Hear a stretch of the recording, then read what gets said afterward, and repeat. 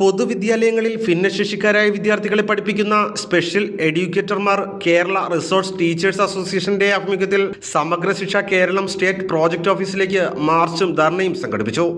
MLA Kadakampally Surendran ധർണ ഉദ്ഘാടനം ചെയ്തു.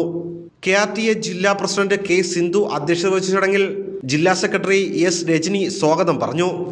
സംസ്ഥാന എക്സിക്യൂട്ടീവ് അംഗം ഷൈമ, KSTA സംസ്ഥാന കമ്മിറ്റി അംഗം BM ശ്രീലത, KRTA സംസ്ഥാന വൈസ് പ്രസിഡന്റ് ബിനുകുമാർ, KRTA ജില്ലാ vice president Sabitha M. Basheer എന്നിവർ ചടങ്ങിൽ അഭിവാദ്യം ചെയ്ത് സംസാരിച്ചു.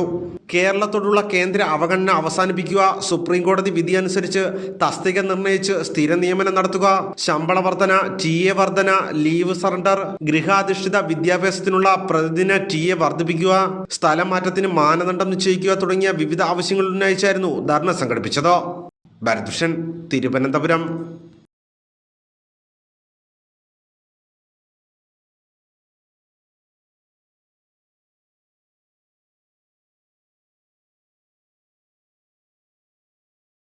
പൊതുവിദ്യാലയങ്ങളിൽ ഭിന്നശേഷിക്കാരായ വിദ്യാർത്ഥികളെ പഠിപ്പിക്കുന്ന സ്പെഷ്യൽ എഡ്യൂക്കേറ്റർമാർ കേരള റിസോഴ്സ് ടീച്ചേഴ്സ് അസോസിയേഷന്റെ ആഭിമുഖ്യത്തിൽ സമഗ്ര ശിക്ഷ കേരളം സ്റ്റേറ്റ് പ്രോജക്ട് ഓഫീസിലേക്ക് മാർച്ചും ധർണയും സംഘടിപ്പിച്ചു. MLA കടകംപള്ളി സുരേന്ദ്രൻ ധർണ ഉദ്ഘാടനം ചെയ്തു.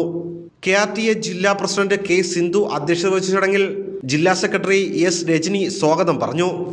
സംസ്ഥാന എക്സിക്യൂട്ടീവ് അംഗം ഷൈമ, KSTA സംസ്ഥാന കമ്മിറ്റി അംഗം BM ശ്രീലത, KRTA സംസ്ഥാന വൈസ് പ്രസിഡന്റ് ബിനുകുമാർ, KRTA ജില്ലാ vice president Sabitha M. Basheer എന്നിവർ ചടങ്ങിൽ അഭിവാദ്യം ചെയ്ത് സംസാരിച്ചു. കേരളത്തോടുള്ള കേന്ദ്ര അവഗണന അവസാനിപ്പിക്കുക, സുപ്രീം കോടതി വിധി അനുസരിച്ച് തസ്തിക നിർണയിച്ച് സ്ഥിര നിയമനം നടത്തുക, ശമ്പള വർധന, TA വർധന, ലീവ് സറണ്ടർ, ഗൃഹാധിഷ്ഠിത വിദ്യാഭ്യാസത്തിനുള്ള പ്രതിദിന TA വർദ്ധിപ്പിക്കുക, സ്ഥലം മാറ്റത്തിന് മാനദണ്ഡം നിശ്ചയിക്കുക തുടങ്ങിയ വിവിധ ആവശ്യങ്ങൾ ഉന്നയിച്ചായിരുന്നു ധർണ സംഘടിപ്പിച്ചത്. ഭരതുഷൻ, തിരുവനന്തപുരം.